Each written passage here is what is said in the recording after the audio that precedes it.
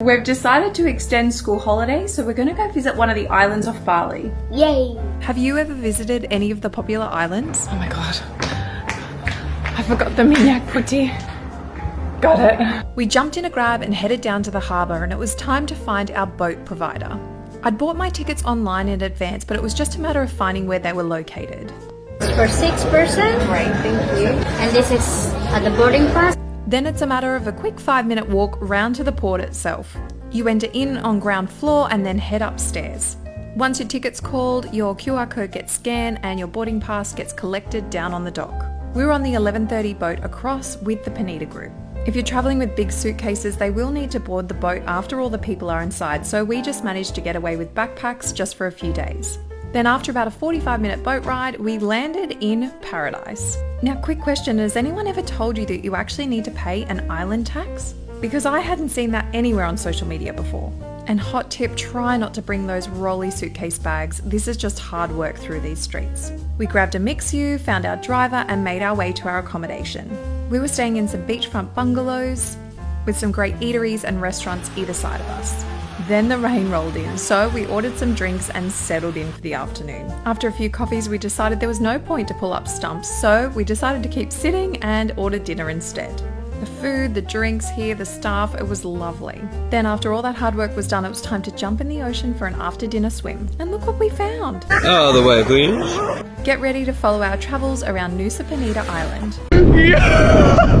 Good morning, it's Galungan. Starting our day in Nusa Penida with all the beautiful music and smells in the air was amazing. We made our way to breakfast, filled our bellies because we had a very exciting day planned. We had to drive all the way over to the east side of the island to find our next destination. We jumped out of the car and were greeted with this view. Now you may be thinking, what are you doing on the side of a very steep hill? But 5 of us had some pretty epic plans. Can you guess who was going to chicken out? We filled out the forms, got strapped in, and then it was time to paraglide. Even the little kids could do this one. You just have to be over 5, under 65, and in good working order. The adult kid went first, and it was amazing to watch. Oh my god! No way! Damn! We were all fighting to see who went next, but like with all good things that rely on nature, we had to wait for the wind to change, and it just wasn't in our favour. We sat and hung around, waited for about 2 hours, and it just wasn't working for us. So we gave up, called it a day, made our way home. I had some help in sourcing a delicious lunch. We got the banh mi. Fed the troops, had a beautiful afternoon at the beach, and then headed out for dinner. If you want to see how our Aussie family of 6 is doing Nusa Penida and any more Bali family finds, follow along. Hi, I'm Mia. This is my husband Chad and our 4 kids. We live in Bali.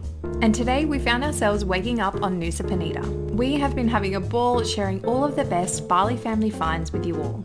And today it made no exception as we signed ourselves up for a west tour of the island. The west side of the island is all of those screensaver, beautiful images that you see when you Google or search Bali. However, with kids, let's just say getting to these locations is very much Instagram versus reality. So we're here to show you. It's very loaded with tourists, there's lots of people everywhere, and you have to buy your kids a lot of ice creams to encourage them to get back up the hill. Well, at least we did. So with the first stop at Broken Beach and Angel's Billabong done, we all piled back into the car and headed on over to the next stop. And to be completely honest with you all, I just don't know how to feel about this one. Yes, the view is absolutely amazing. However, the construction that is happening here is almost devastating.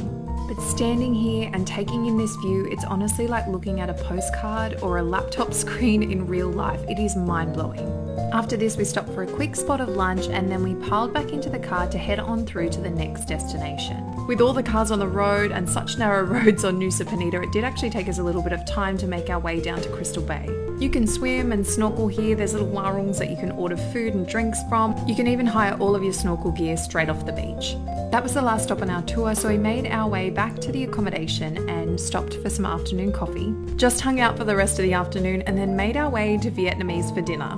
This restaurant actually has a couple of sister restaurants over on the Bali island and it is delicious. If you want to see how Bali is done by a simple Aussie family, then make sure you follow along. Time to say goodbye because Last morning on Nusa Penida. So let's answer some questions that came through the DMs, like how long should you spend in Nusa Penida? We chose to spend 3 nights, 4 days on the island. Wow. which gave us enough time to relax and still see the sights. Which brings me to my next most asked question, is Nusa Penida good for swimming? And the answer is yes. We were able to swim right out front our villa in the ocean, not to mention the amazing snorkeling around 30 meters off the shore. Now it's worth remembering that Grab and Gojek aren't available in Nusa Penida. And this can be a bit annoying because you do need to use private drivers on the island. The other question we got asked a lot was about the island tax upon entry. It is $25,000 per adult or $15,000 per child to enter the island. And lastly, was it crowded, but was it worth it?